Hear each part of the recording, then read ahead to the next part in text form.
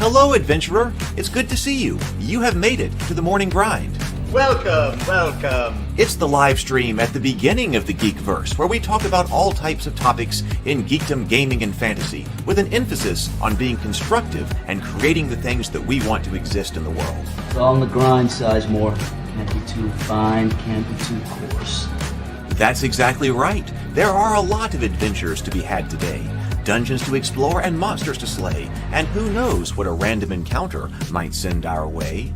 That's why we have to prepare, so settle in now for the morning grind with your favorite beverage in hand. Tea?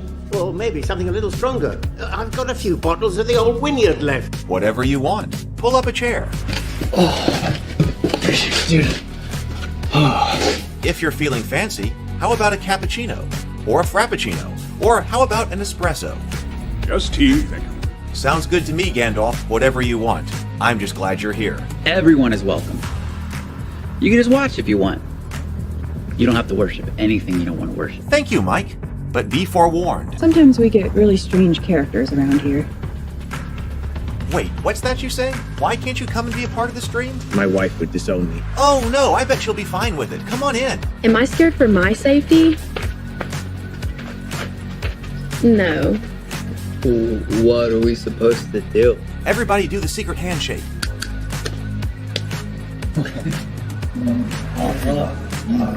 Secret cultist handshake. Oh, now do wizards who love each other.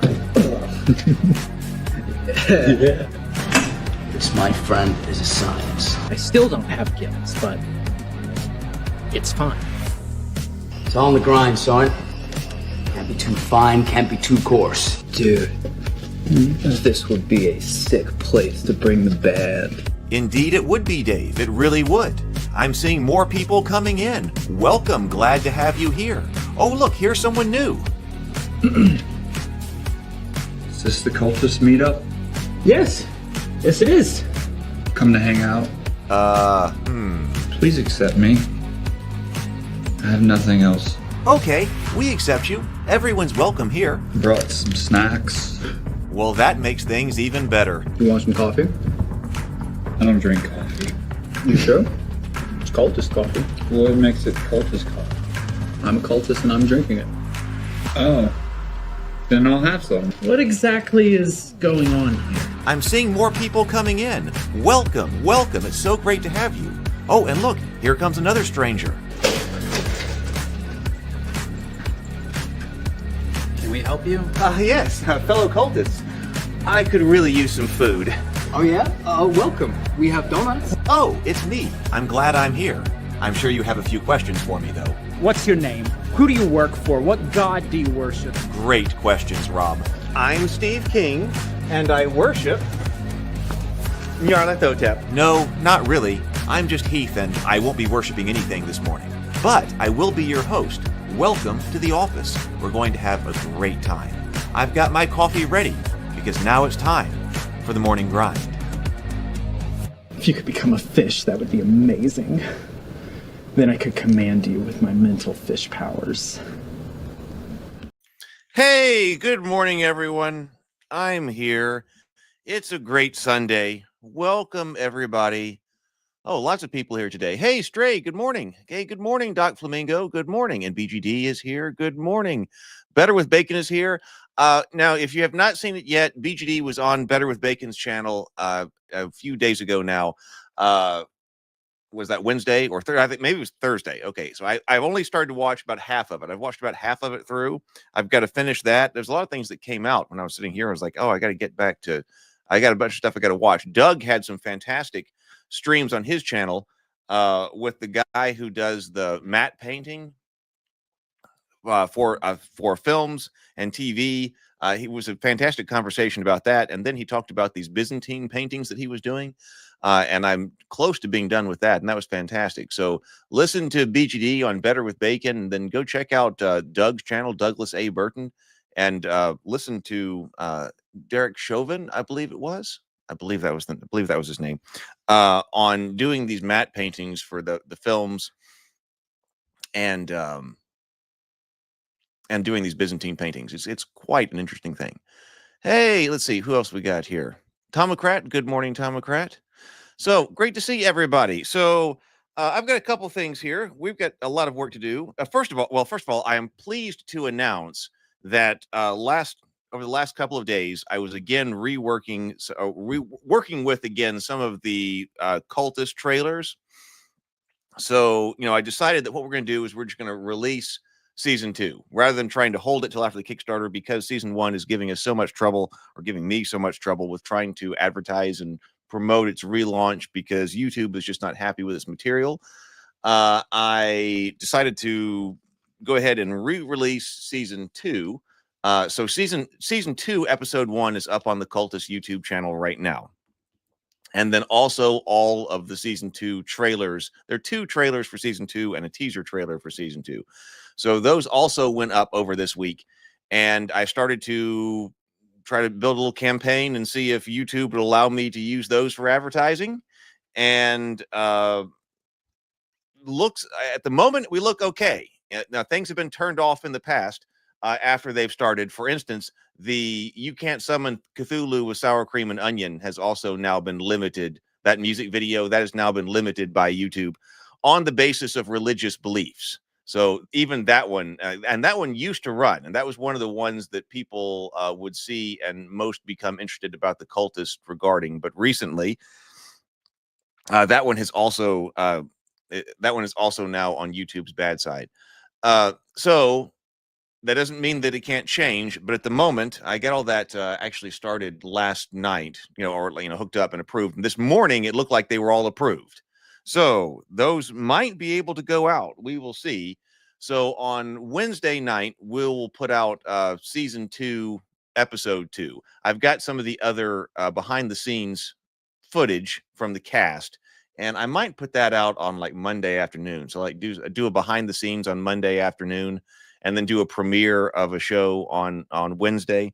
So that's going on, and then we will see if people can come in for that, find it, watch, and then maybe we will launch the Cultist RPG maybe at the end of that season. That was actually kind of my first thought anyway, like years and years ago, that like, oh, you advertise some kind of season of a show and then run the Kickstarter like in the last few weeks of a 10-episode show, if they're coming out weekly or something.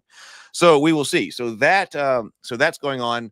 So look for that Wednesday.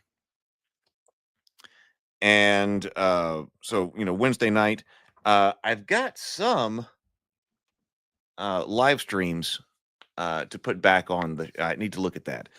So it's possible there might be one of the older live streams with some of the cast that have not made it back over to that channel that might come out after that on Wednesday. I think that might be fun. So I've gotten that hooked back up, and I'm glad. So we'll see if it runs. If it runs, then I'll be happy.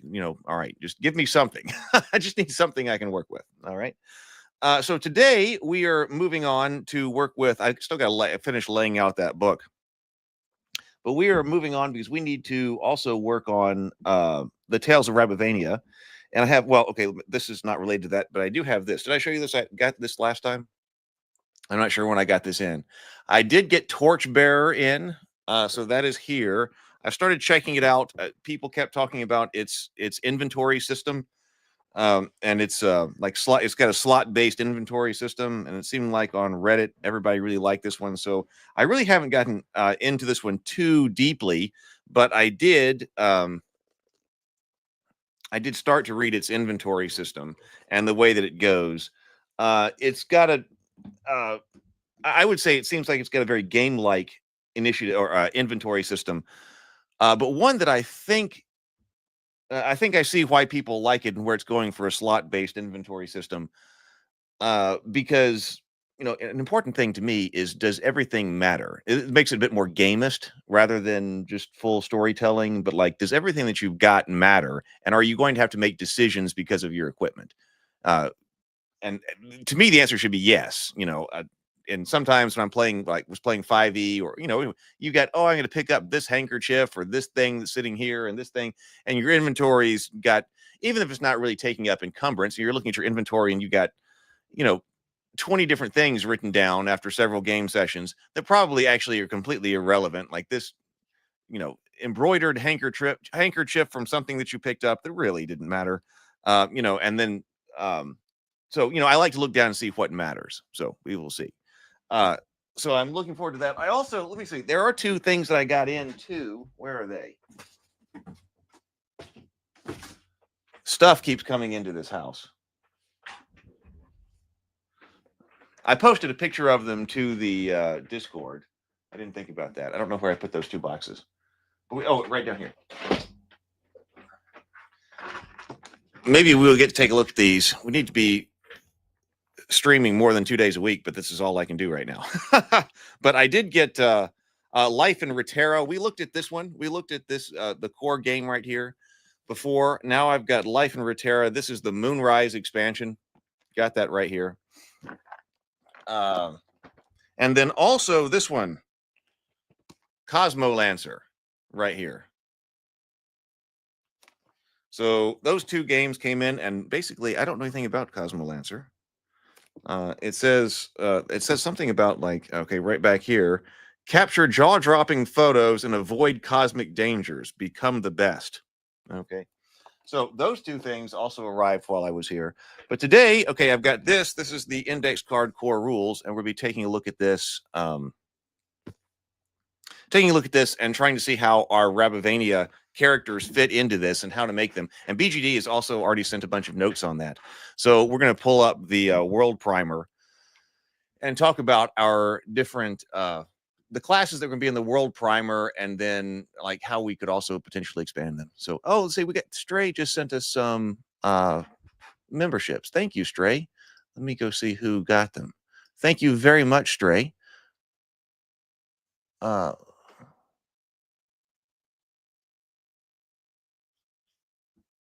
I don't see them. Hang on. Let me reset that. All I see is the very beginning chats there over there actually on. Oh, here we go. If you didn't get one and you want one, so it looks like click up on the memberships and say allow gifted memberships if you haven't been able to get that one.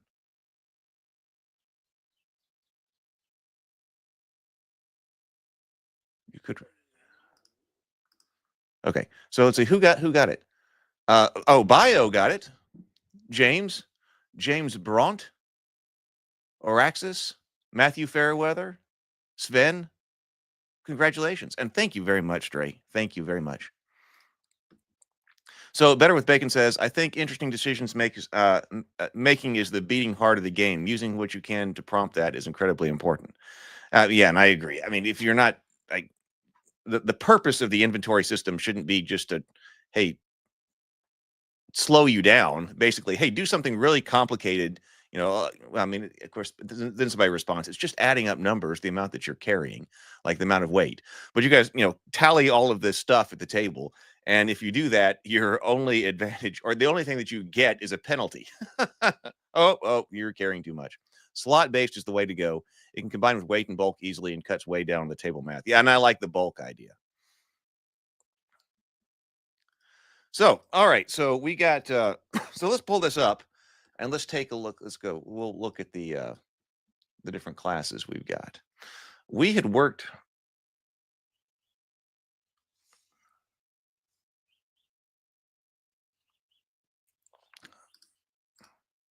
There we go.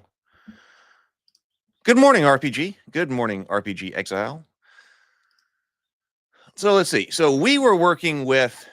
We got 5E stats.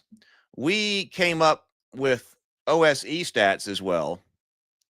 We never really were able to get easy D6 to work out all that well. And then I abandoned trying to do Pathfinder because that was trying to get into Pathfinder does what Pathfinder does. And trying to come into Pathfinder. This was Pathfinder 2nd edition. Even though there was a lot that we liked about it, trying to come into Pathfinder 2nd edition, like the bulk system, it just wasn't working. I couldn't get into the system enough for that. Is that easier to see? I think it is. So we had Knight, Druid, Witch, and Damsel.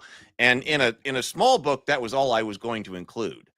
But BGD was talking about also what are there other archetypes, at least for like this era of Rabivania, that should be covered? Well, I mean, that could be talked about. we could talk about them now. Things that would be fun and other different kinds of characters that we had. So I said that, yeah, there could probably be, well, actually, BGD brought up a character type like this. But I said, yeah, in one of the stories that I was talking to Cameron about, there is basically a rogue. And he's a rabbit.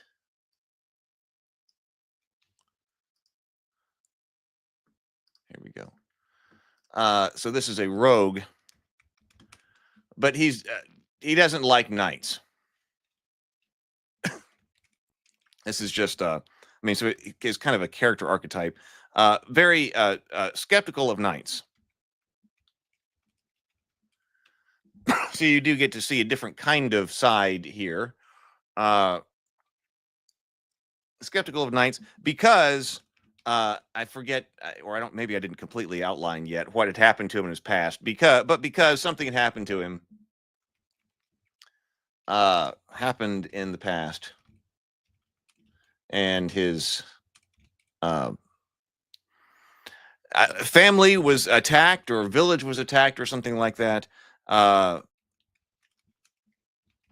and the knights didn't help.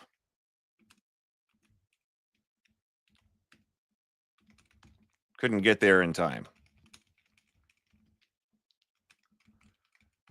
You know, whatever. They weren't there. So whereas, you know, a lot of other people look at the, you know, the knights as the heroic, you know, heroes are always there. Somebody, right? Yeah, tragic backstory right there. So the idea there was that, you know, he's not as enamored with the knights as other people are, and he was also the one, therefore, that provides like temptation to Philip, the one who's actually, you know, becoming the page, the squire, and the knight. You know, that was in the main story. So, you know, in some ways, this is kind of like he's kind of like a Han Solo character.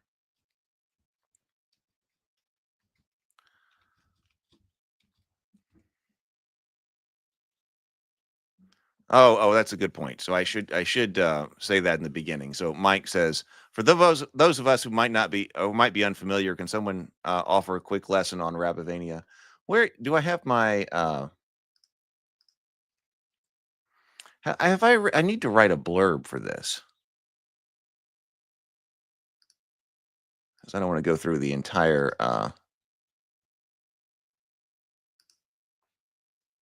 well, oh yeah. I mean, I guess I don't guess I've not written a back blurb for that, but I need to do that so I can write the intro here, and then you know, or write a blurb, that way I can give kind of an intro here.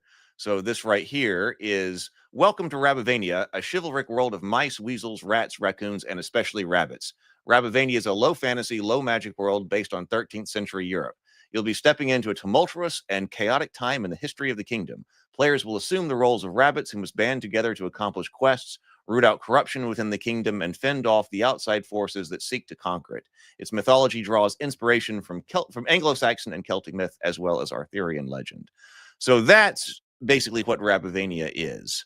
So we're working on I put together like this what's supposed to be this kind of short world primer that could be converted into different systems. And we did 5e, OSE, and now looking at index card, which I think is a pretty good spread. I mean, originally I've been thinking maybe this should be for like 3 different systems. Once we get the stats, well, it'll be time to start going over into InDesign and laying this out. Lots of layout to be done. All I really want to do is sit here at this computer for the next few weeks and sit here and work. Hey, Brett, good morning. Okay, so we could add in like rogues. He's kind of like the Han Solo character, you know, much more practical, you know, and you know, no hokey religions and ancient weapons. He doesn't go in for all of that. So having like a roguelike character is there, and like Han Solo, not a bad guy. Can Bacon voice the theatrical trailer? Oh, that was good. That was a good brief primer. Well, maybe that's what needs to be the basis of what I put on the blurb on the back.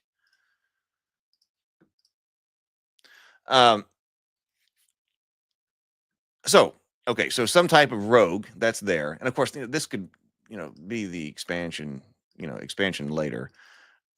Maybe we can do them all. I don't know. But then also I had been thinking of a ranger. So I was thinking in an expansion, there would be a ranger as well, like a ranger class. And I think these people are also kind of skeptical of knights. See, I was thinking that the conflict between the different worldviews is important in all of this, because you've got the knight, the druid, and the witch, and the damsel. That was what I originally had as the kind of core kind of group here. The druids and the witches are together on some things, on the other side of some things. The witch and the damsel are opposed. The damsel and the druid are opposed. The knight and the damsel are the most together in many respects. The knight and the druid and the witch sometimes don't understand each other because of the fighter and magic user kind of dynamic. But then, like, what are other ways of going about things other than just being the knight? Well, one would be the rogue, and then the ranger. I could see, someone who is going on to become a ranger is like, we can slip across the kingdom here without being noticed. We'll be there and back again before the knights can even get their armor on. Or, nobody notices when rangers come through, but when the knights are coming through, it's this, loud, rowdy cavalcade that's got to go. So you always know when the knights are going someplace. Whereas the rangers are not like that. They're much more silent like that. And I thought this ranger here, we can go across the kingdom and back before the knights even get their armor on.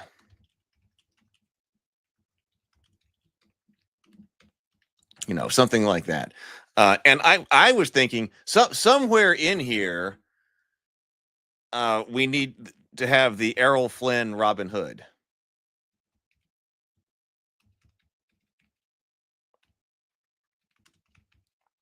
Being that the 1950s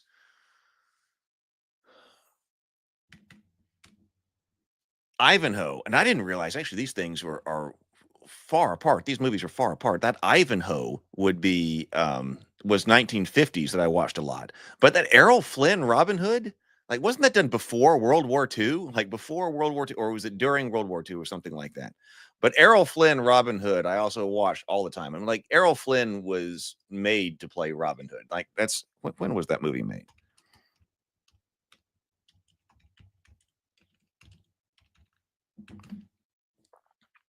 $1938. Yeah, 1938. I did not spell Errol Flynn right at all. Hang on. I was wondering, I was like, wait, how in the world do you spell Errol Flynn?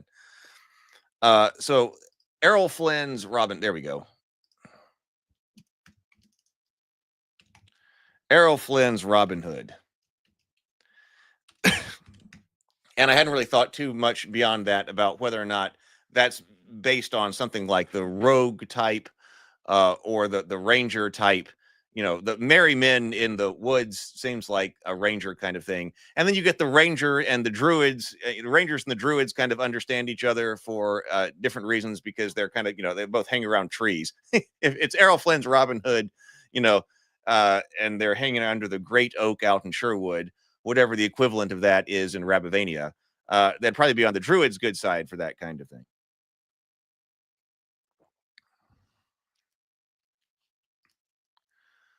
Let's see. Rabivania is mine. Rabivania is mine. And Rabivania is the one where... I don't have that book sitting around here. Rabivania is the one where I did Goodnight Sword. Goodnight Sword was in Rabivania. So BGD says, a typical world setting outline index card RPG comprises 6 character types, classes, usually in free combinations with at least 5 life forms. That would be like a full book, right? See, and what I have been doing with this is that each one of these has the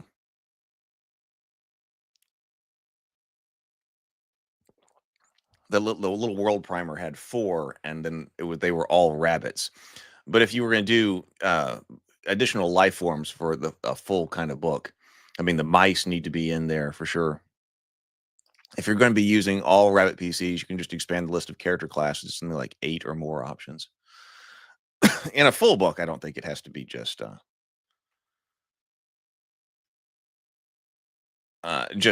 rabbits. I wouldn't want it to be, actually. With 3 subclasses defined by choice of 3 starting abilities. Oh, and then also, another one would be like core Rabivania, or I don't know if this is core, expanded Rabivania classes would be minstrel. Oh.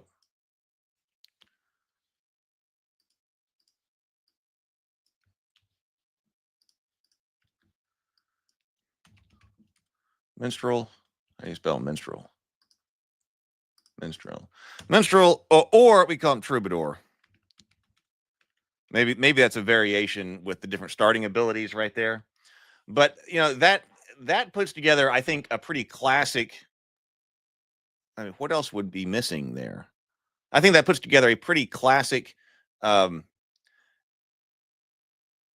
Flynn's Robin Hood / Ivanhoe, 1950s Ivanhoe medieval kind of adventuring party.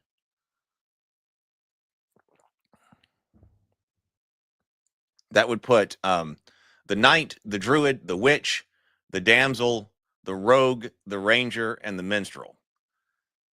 I mean, I'm excited about that. That's 1, 2, 3, 4, 5, 6. That's 7. That's 7 classes. What would we be missing? Here, can I copy this over here? What kind of archetype there?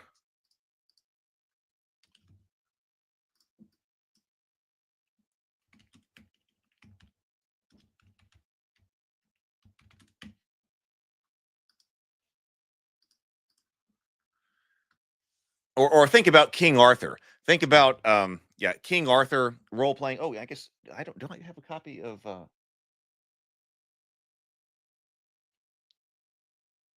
I don't know. Pendragon. Of course, you play a lot of different kinds of knights, I believe in that. Right. BGD says that means you can have a class like Druid and then have a subclass that leans more toward Ranger and another that leans more toward Mystical Practitioner. Well, I think the Ranger. I think this is the Robin Hood one.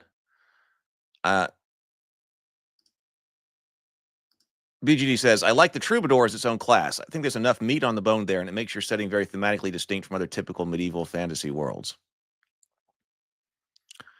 Anyway, I would think this is like Arthurian adventure here.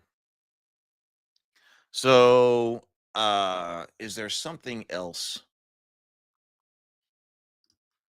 And we don't have to think of it right now, but that's 7. So you're talking about 8 or something like that. Was there? Let me look at the notes over here because BGD was sending me stuff in Discord.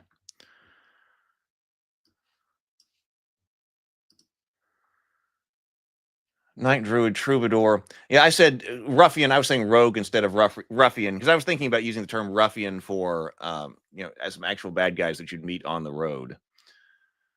All right, but I do like that. I do like that. Maybe there's something else that we think of. Try to think of like the movie Excalibur. Oh, great King Arthur stories. The variations, the different kinds of knights, I think is important because more than one person will want to play those. I need a barbarian type.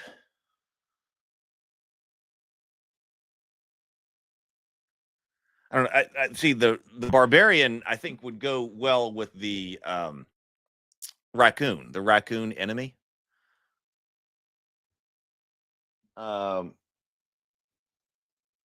I'm not missing. So yeah, barbarian, but I don't know that would probably not be a rabbit.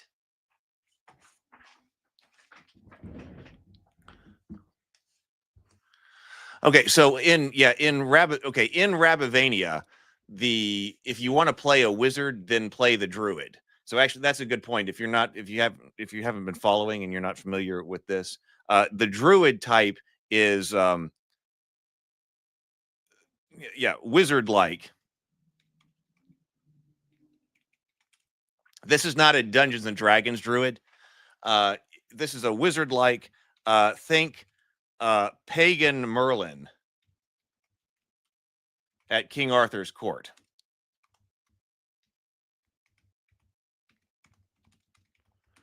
Or Gandalf. You know, the idea that Gandalf is actually a 5th level druid.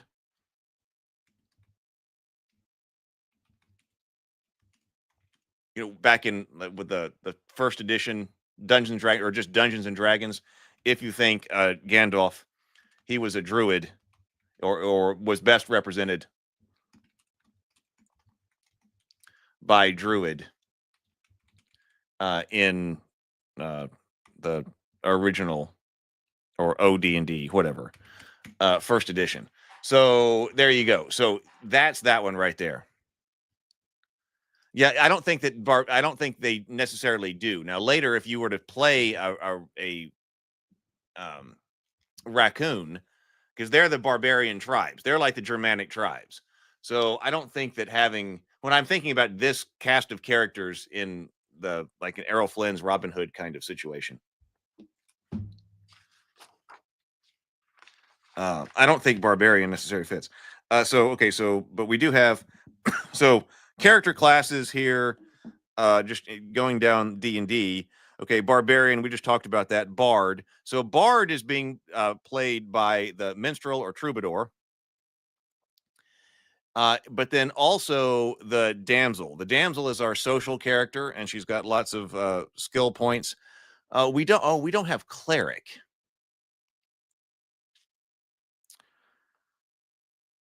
Which actually, that one, and there are 2 different ways to do that.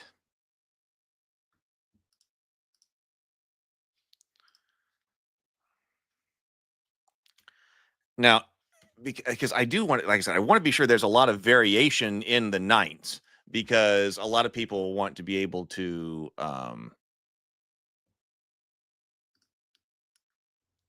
play different kinds of knights. So we do need to represent different kinds.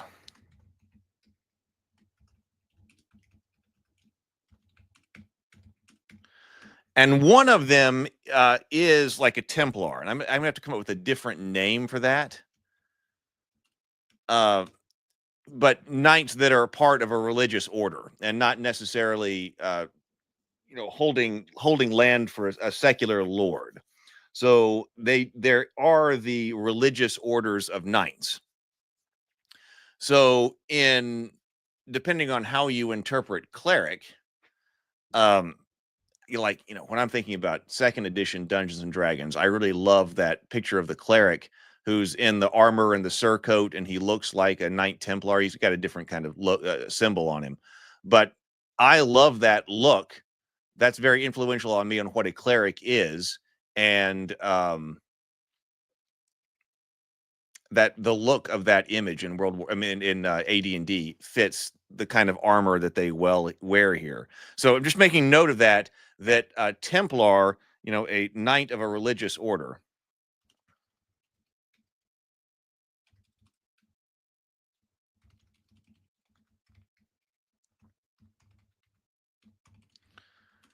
Just taking notes about all of this. So that could be a specialization of knight. BGD is talking about the different subclasses and such. So that could be an interesting way to differentiate that one.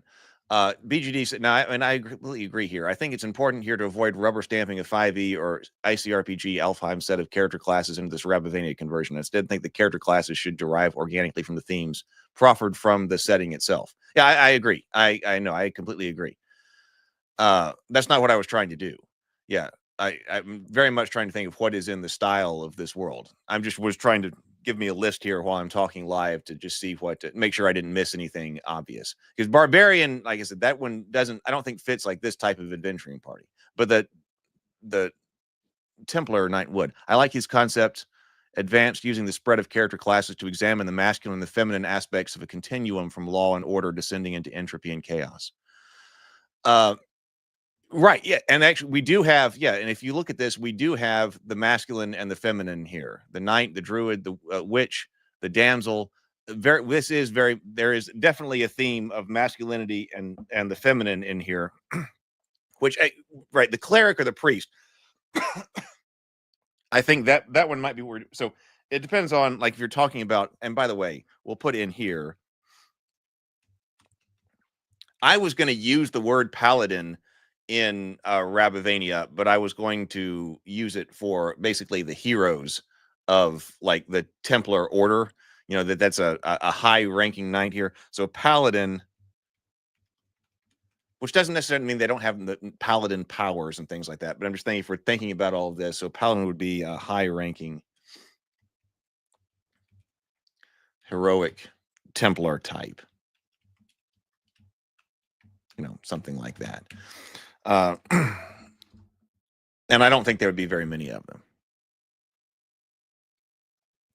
The Templars, the Hospitallers, yes. So, but if you're thinking about in terms of priest, which I do, I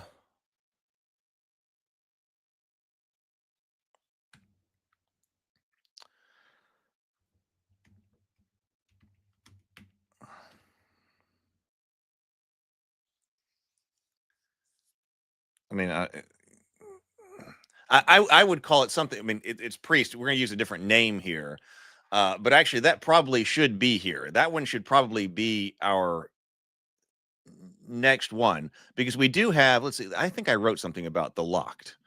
I believe I did.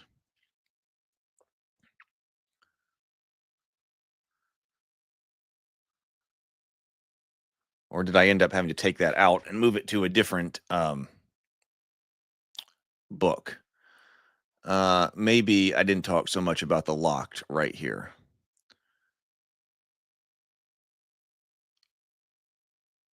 Well, but anyway, so the mother of the mirror. So the damsel is not a cleric, and I do use that word cleric to be someone who is well, I've just lost the word. Once you're ordained, then you become a cleric. And the damsels of the royal blood are a religious order of the mother of the mirror, but they themselves are not clerics. They're not ordained. They don't actually do religious services or rituals that require ordination. And likewise, the head of, I call the church the locked, because they're all lake focused. So the lock, the head of the lock is the Magus of the Mist, but she is also not a cleric. The four highest ranking clerics in the lock are the matriarchs. I didn't want to use the Catholic Church as kind of a model here, so instead I'm using the Eastern Orthodox Church, which had the different patriarchs. So there are four highest ranking clerics in the lock, and they're the matriarchs. And they're the highest ones who are ordained. So there is like a priest class, which is in deliberate conflict with the the druids and the witches, because we set up here. Let's see, hold on.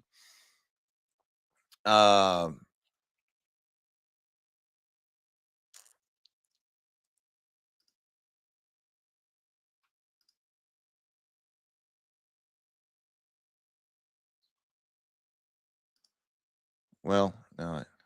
Oh, okay, yeah, this is it. So we talk about the damsels.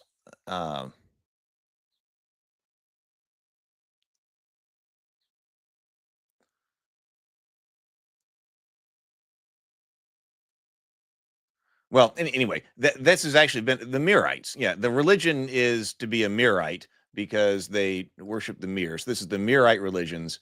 Oh, well, right. Okay, right here. But now the tales of Clovis are but myth. Aiden's kingship has faded into legend, and trouble brews in the land once again.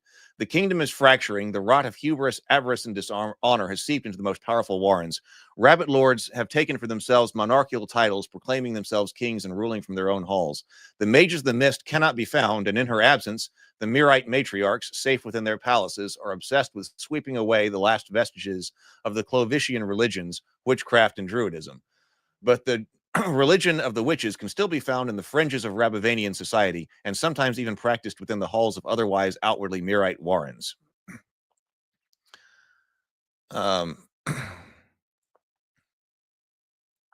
So the Mirrites have been after the druids and the witches. So actually having some type of, this would be Locta or Loctum.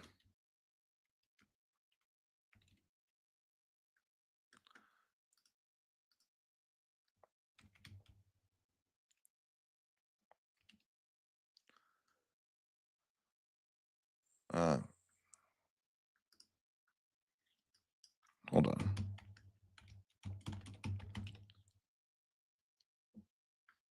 There's no T. So lock. Oh, so it became Locta or Loctum.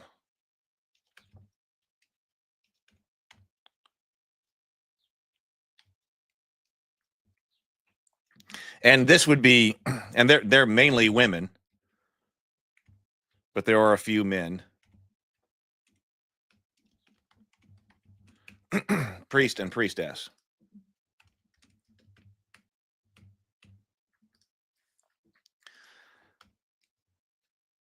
That probably is missing in the expanded one. So this is the organized religion. So this is organized.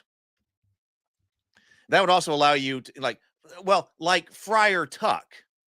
Like, if there's going to be like a Friar Tuck character, come to think of it, then this would probably be, because there are the monks and the nuns. So there's probably an order of friars. So what if you were something like that? That seems like somebody who would be traveling in an Arthurian kind of adventuring context. Abbot and friar. I just saw that down here. Could use monk or abbot and friar. It's exactly where I was going. Right. So this represents organized religion. But even though this is the conflict here, because even though this is largely feminine, this is the organized religion of the Mother of the Mirror.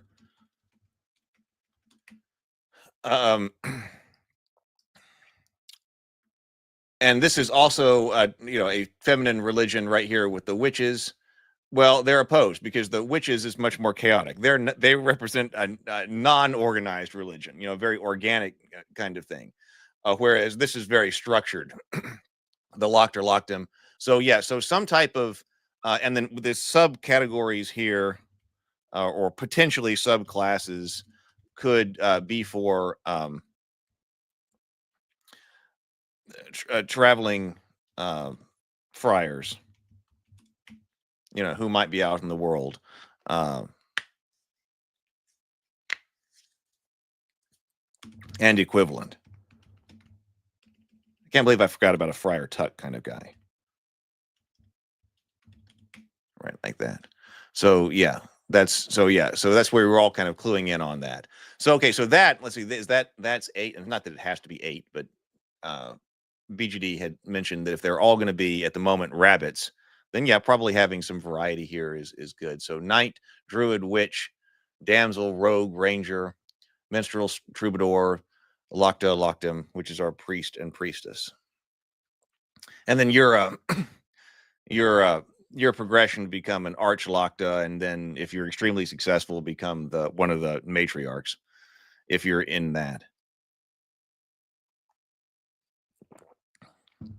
The actual head of the church, the mother of the Magus of the Mist, is one of the damsels. The damsels determine who is the determine among themselves who will become the next Mages of the Mist. Okay. Well, let me add these down here then. That's quite a lot. So yeah, cleric, it depends on how you interpret D&D cleric. If you interpret, if you're looking for that kind of a character, then probably knight of a religious order is probably your thing. If you really want to be more priest-like or Friar Tuck-like, then it's down here. Yeah. Stray says, I think that packing order for witches. I think the pecking order for witches are Auntie for notable power, Mother for renown, and Granny for legendary. Oh.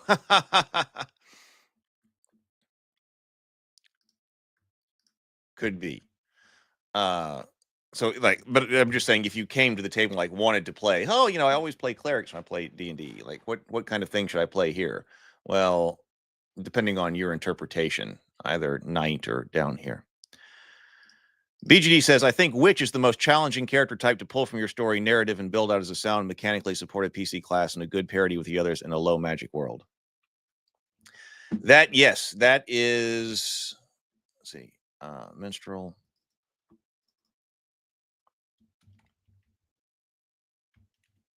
And, the heralds are important.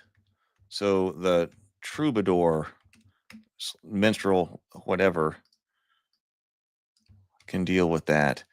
Yeah, when we're talking about low, I mean, this is a challenge, and it doesn't have to be, this is the RPG interpretation here, but by here we do have kind of a low magic world. We want to make sure each one of these characters is interesting to play.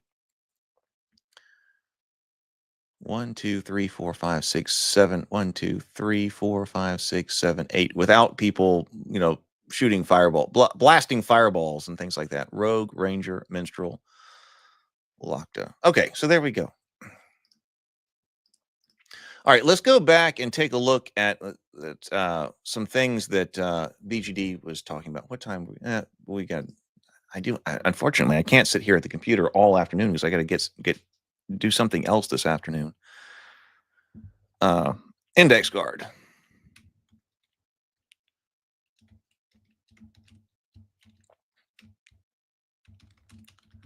Well, okay, let's take a look over here first.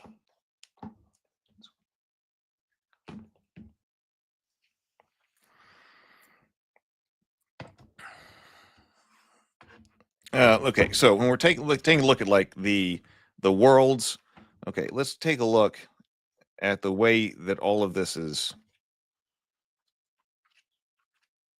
Sure, may have to get the auxiliary camera right here.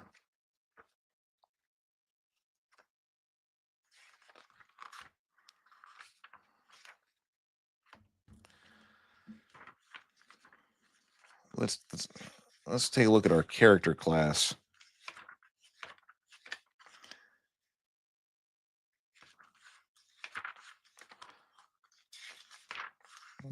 Trying to find how we can get our reference on how we're doing the characters. Worlds, come on, give me characters. Well, let's go over here. I'll bring up our stats here.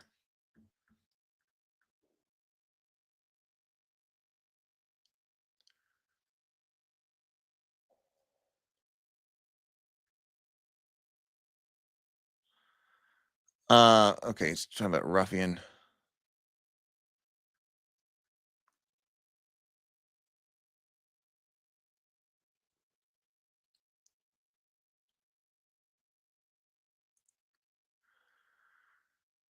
Just a moment. Okay, so here is what. Okay, we're talking about knights. I'm going to copy this over. So this is what BGD was recommending. So this is the index card RPG material. Well, and that didn't work.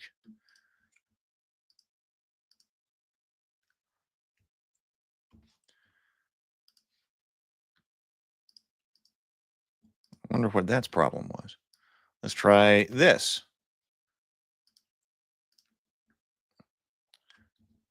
No.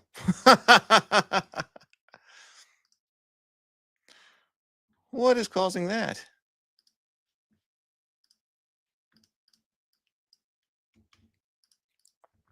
Okay, there we go. There we go.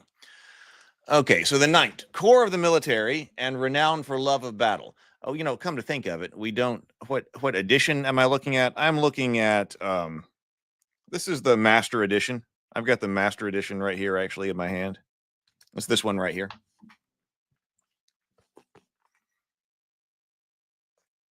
Come to think of it, I do. There is something else that we're missing, and it depends on how we want to approach this. Because I thought about this with when I was thinking about Robin Hood. If is he the ranger? We don't have somebody that would be basically a non-knightly warrior. So whether this is the foot soldiers,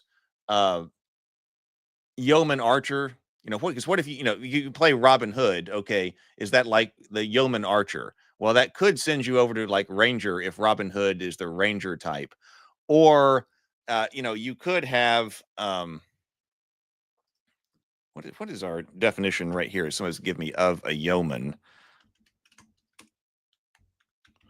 So this could be like your fighter type. Yeah, so like a servant in a royal or noble household ranking between a sergeant and a groom, or a squire and a page. Yeah, or a sergeant or something like that, or the sergeant, because I was going to use that as well. So, and a possibility here is that we might need. I mean, the knight is a very highly specialized fighter. But what you don't have is somebody to be, if you want to be a fighter, but you don't want to basically have the restrictions of the knight, which would allow you to be an archer.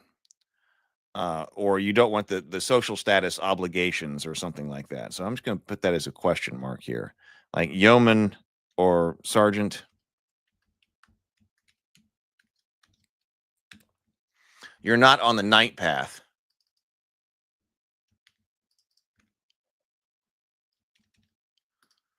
But you could be, any of the guards. You could be, you're independent here. So that could be. Where did there we go.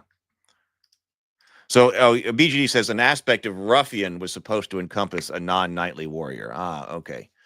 Where I was thinking about that as whereas I added rogue here. All right, let's take a look at the knight. The first part here. That was just a thought that came up and was like, oh yeah, the knights being the core of the military. Well, there are other people in the military. The core of the military and renowned for love of battle, well armed and armored, heavy cavalry soldier of Rabivania, wielding sword, axe, flail, and lance in pursuit of honor and glory. Starting abilities, choose one. Reflex for close range melee attacks on a successful hit on a for close range melee hits on a successful hit on modified 15 plus. Roll strength for a follow-up strike. So if you hit your opponent for 15 plus, then you can roll your strength again. Roll another strength check to be able to strike again. Is that my understanding? So this is starting ability, choose one. Counter strike for close range melee attacks when hit by an enemy. Roll strength to strike back as a bonus action. Or parry for close range melee attacks when hit by an enemy. Roll strength to subtract your weapon bonus from the damage you sustain. Starting loot, choose one. So this is what we need for each character is some type of starting abilities. So 3 different starting abilities. Where is an example of like one of the Elfheim characters? But starting loot right here could be ancestral weapon, or this could be like a relic. This primary melee weapon of yours is a family heirloom. You can opt to reroll once any weapon effort dealt. Keen blade, this fine sword or axe with a superior edge, scores a critical hit on a roll of natural 18. Or battle master harness, armor items occupy no additional inventory space. Starting on page 32. Okay, thank you.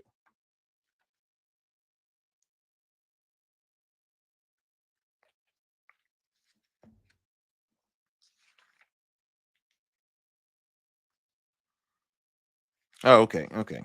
So I was looking in the world section. Okay, so this is life forms right here. Life forms as a human, for instance, right here. So we say a human gets +1 intelligence, +1 charisma. When you choose to play a human in Elfheim, your reason for being is you choose 1. Lineage. Facing a real possibility of extinction, humans in Elfheim place great value on heritage and family lines. You are driven to find and protect what remains of Henrik's descendants. Or answers. The rout of a man was a terrible calamity. The rout of man was a terrible calamity. Or root. How it happened remains largely unexpected. I guess that's right. You intend to find out. Escape. The ruined life of your kin is a desperate, dirty thing. You refuse life in a tomb and seek the open spaces and far horizons of the world. Rally. If a new human realm is to be formed, ranks must be bolstered, hearts won, and swords lifted. Your destiny is to lead them. So you get a stat bonus.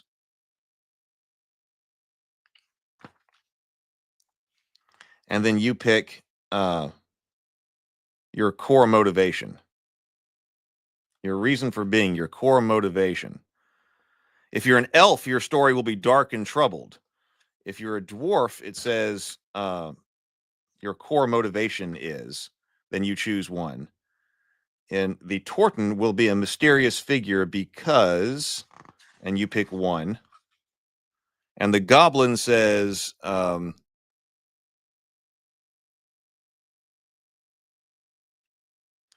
the goblins, you choose what type. You choose to be a knight, gun priest, royal errand, or war scholar.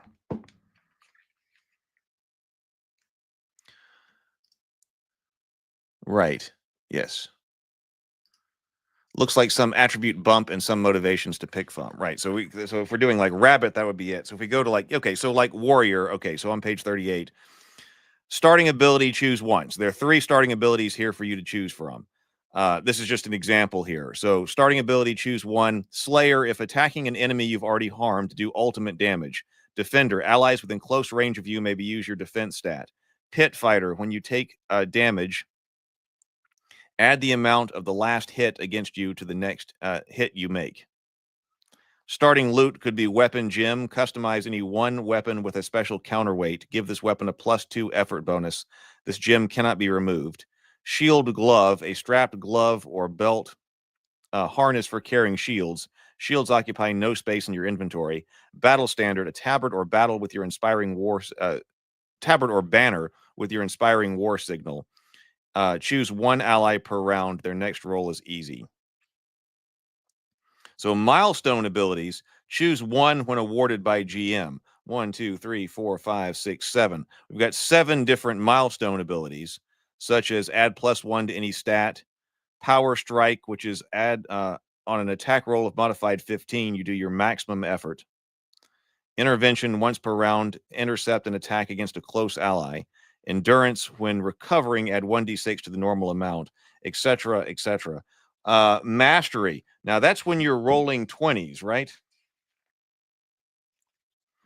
We have 3 options for mastery. So that's basically what we have to do right here. So that basically for each class, there are 3 potential starting abilities. You choose 1. 3 potential starting loots. You choose 1. And then later, there are milestone abilities that you can choose from when the game master allows that. And then the mastery is the things that happen to you because you're tracking, since you're tracking the number of d20s rolled.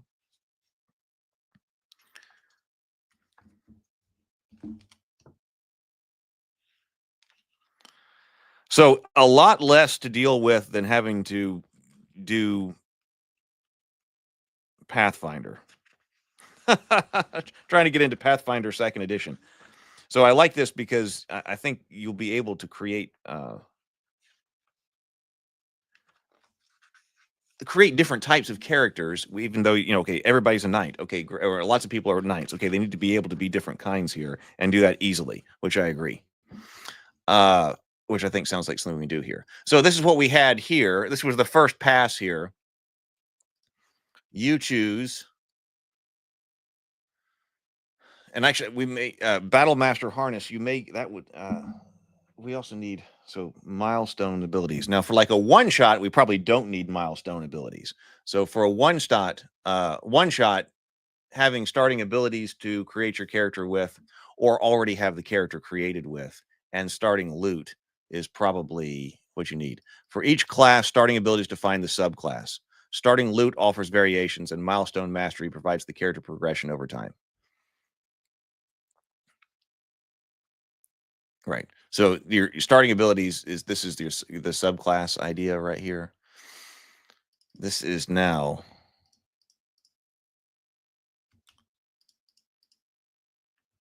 get rid of that. Don't know if we need that.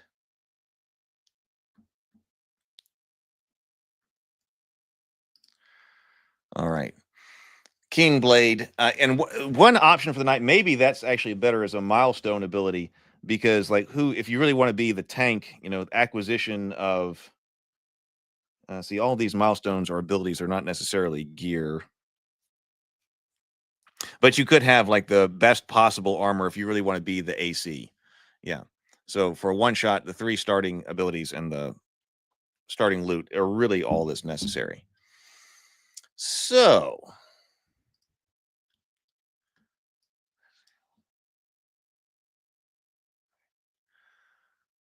all right. Well, okay, we've been going at this for an hour. So I think this is going to be our major project here, except for we are going to work with the Cultist RPG probably when the Kickstarter is live, so probably in a few weeks, to add some additional details in there. But right now, it looks like our priority is going to be to come up with these different abilities and starting loot for each one of these, and then come up with the pre-generated characters to use in a one-shot, so that we can try it out. And we'll also need to come up with some of the stats for the bad guys. When we do have like the raccoons. Now here we do have raccoon down here. See, we had raccoon, and we had for raccoon bad guys, we had raccoon warrior, we had raccoon berserker, we had raccoon huskarl, and raccoon shaman. So some more barbarian type characters. We did have those down there with the raccoons that were the NPCs.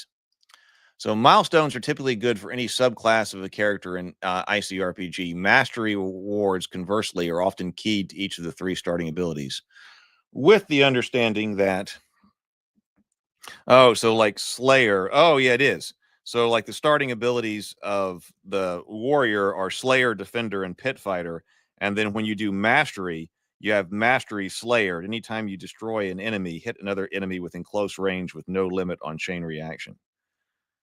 Defender, at any time your enemy fails to hit you because of defense, gain 1d4 HP. Oh yeah, so the Mastery is upgrading the starting ability.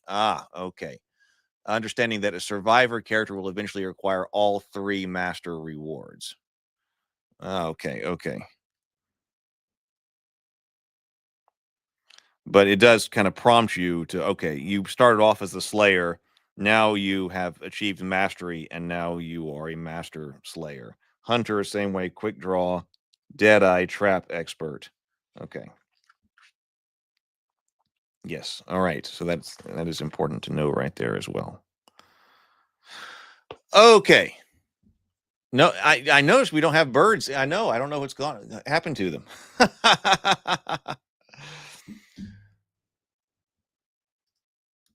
All right. Well, that's where we are. I guess we will continue working on this Wednesday morning, and also Wednesday night, look for the Cultist Season 2, Episode 2. I'm going to keep going here for a little while, but then I got to go do something else. But then I'll be back here at the house later on.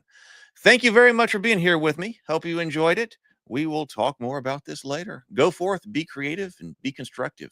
Later, everybody.